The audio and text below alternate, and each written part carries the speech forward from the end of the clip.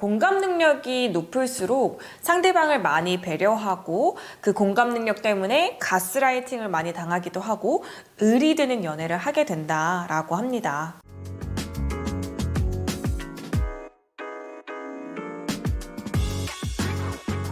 안녕하세요. A뱅크의 자존감 높여주는 여자 아트비입니다.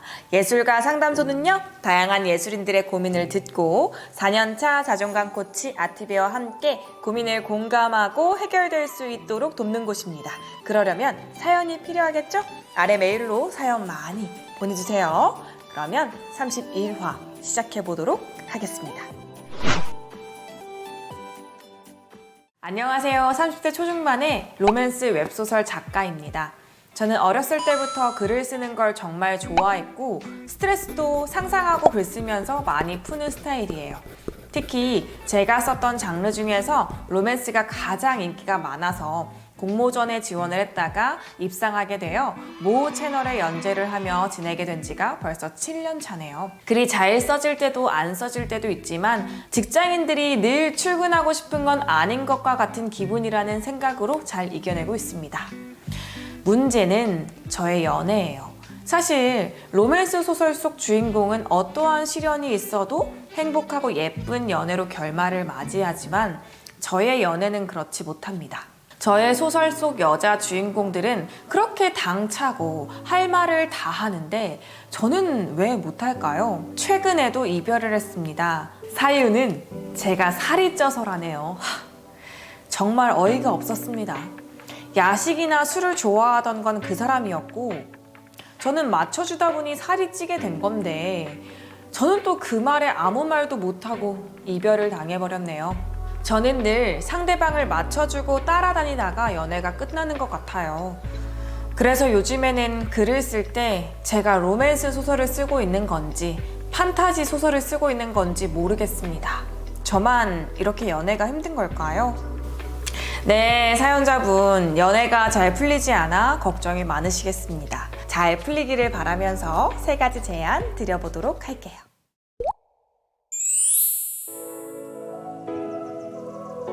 첫 번째, 나의 삶의 패턴을 지키면서 연애해야 한다 입니다.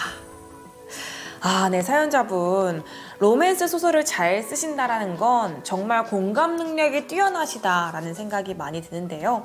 공감 능력이 높을수록 상대방을 많이 배려하고 그 공감 능력 때문에 가스라이팅을 많이 당하기도 하고 을이 드는 연애를 하게 된다라고 합니다. 그렇다 보니까 우리 사연자분이 공감하고 배려하다 보니까 좋지 못한 사람들을 만났을 때 이렇게 을이 드는 연애를 많이 하시게 되는 것 같아요.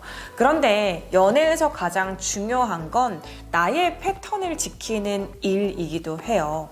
그 사람도 그 사람의 인생이 있듯이 우리 사연자분도 사연자분의 인생이 있을 거예요. 사연자분이 지켜왔던 삶의 패턴들이 있을 건데 아마 배려하고 공감하다 보면 그 사람의 패턴을 맞춰주고 있었던 경험들이 훨씬 농후하지 않았을까 싶은데요. 그렇게 나아가다 보면 그 사람을 잃었을 때, 이렇게 이별을 했을 때 그 사람의 패턴에 맞춰놨던 나의 인생들을 다시 나의 패턴으로 돌려놓느라고 참 많이 힘듭니다.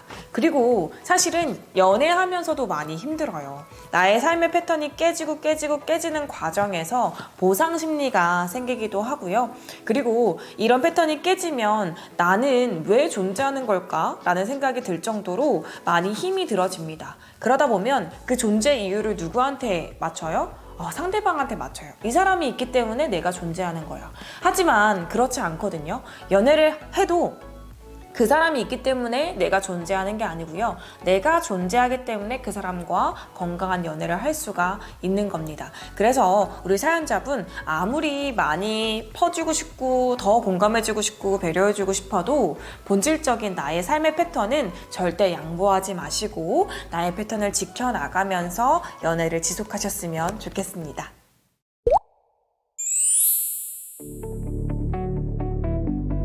두 번째, 마냥 행복하기만 한 연애는 없다 입니다. 요즘 사람들이 그렇게 얘기를 많이 하더라고요. 로맨스 드라마를 보면 이거 판타지다 판타지 이렇게 막 얘기하기도 합니다. 이런 연애가 세상에 어딨어 라고 얘기를 하는데요. 그 정도로 사실 우리 웹소설이나 드라마에 비춰지는 연애는 일반 우리가 현실에서 이루어지는 연애랑은 크게 동떨어져 있다라고 보여지기도 합니다. 물론 정말 비슷하게 그려내는 분들도 많지만 사실 드라마 속 연애와 현실 연애는 많이 다른 것 같아요. 처음에는 죽고 못 살 것처럼 서로 좋다가도 우리가 20년, 40년을 다른 환경에서 지내는데 당연히 마찰과 충돌이 있을 수 있겠죠.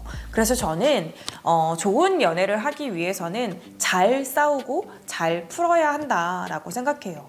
평소에 잘해주면 뭐합니까? 싸울 때 막말하고 싸울 때 폭력적이라면 그 사람과는 오랜 인연을 지속하기가 어렵겠죠.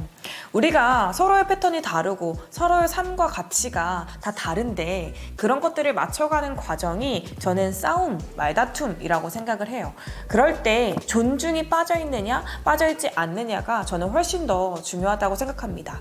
싸울 때도 존중과 배려가 있는 상태에서 싸워야 하고요. 풀 때도 서로를 존중하고 배려하는 마음으로 풀어야 한다고 생각을 하거든요. 그런데 우리 사연자분은 지금까지의 연애가 이런 존중과 배려가 많이 없어져 있는 연애를 하지 않았을까라는 생각이 많이 들어요. 그래야 우리가 존중이 있어야 더 어른스러운 연애다라고 생각이 좀 들거든요.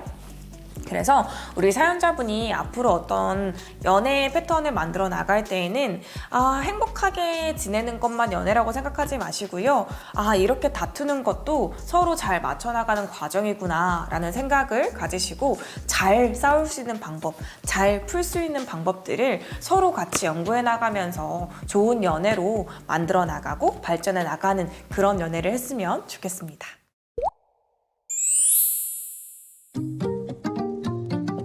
세 번째, 가치관이 맞는 사람과 만나자입니다. 연애를 하면서 참 많은 변수가 있죠. 우리가 연애를 하면서 많이 보는 게 뭐예요? 외모, 몸매 이렇게 많이 보는데 외모와 몸매는 변수일까요? 변수가 아닐까요? 변수죠. 우리가 세월이 흐르면 얼굴과 몸매가 당연히 달라집니다. 호르몬의 변화로 몸매가 갑자기 망가질 수도 있겠죠. 이건 변수예요. 또 뭐가 있을까요? 재력 또한 요즘 같은 시대에는 변수죠. 지금같이 코로나 때문에 갑자기 쪽박을 면하지 못하는 경우도 굉장히 많이 존재하고 요즘 같은 경제 공황 시기에는 정말 재력이 어떻게 변화할지 모르는 것 같아요. 또 직업 또한 마찬가지예요. 저도 5년 뒤 제가 어떤 직업을 하고 있을지 잘 모르겠어요. 물론 이 직업을 지켜나가고 더 좋은 강사, 더 좋은 강연자가 되고 싶지만 5년 뒤의 미래를 확신할 수는 없습니다. 제가 갑자기 사업을 하고 있을 수도 있는 거니까요. 그렇죠? 그런 것처럼 직업 또한 하나의 변수다라고 볼 수 있어요. 그러면 우리가 연애를 할 때 어떤 걸 기준으로 연애를 해야 될까요? 저는 가장 중요한 건 가치관이라고 생각해요. 가치관은 어렸을 때부터 차곡차곡 쌓여왔던 이 경험들을 토대로 만들어진 하나의 나의 신념과 같은 거거든요. 그러면 이 사람의 가치가 성장인지 열정인지 자유인지 이런 것들에 따라서 그 사람의 삶의 패턴이 변화합니다. 그건 본인도 마찬가지고요. 그래서 나의 가치관과 닮아있는 사람들을 만나면 그런 사람과 연애를 하면 굉장히 편안하고 행복한 연애를 할 가능성이 굉장히 높아지겠죠. 그러려면 나를 잘 알아야 돼요. 나의 가치는 무엇이지? 나의 삶의 이유는 무엇이지? 나는 어떤 방향성을 가져가는 사람이지? 나의 슬로건은 뭐지? 이런 것들이 잘 정립되어 있어야 내가 정의하는 나의 삶의 가치관과 이 사람이 굉장히 유사하구나, 그렇지 않구나 라는 것들을 우리가 스스로 구분할 수가 있게 되고요. 그래야지만 나와 닮은 사람을 만날 수가 있게 됩니다. 그래서 앞으로 인연을 만나게 될 때에는 다른 것들보다도 가장 중요한 건 가치관이 나와 맞는지를 잘 확인하셨으면 좋겠습니다. 아시겠죠? 네, 오늘 예술가 상담소 여기까지입니다. 재미있게 들으셨다면 구독과 좋아요 부탁드리고요. 사연도 많이 보내주세요. 그러면 여기서 인사드리도록 하겠습니다. 감사합니다.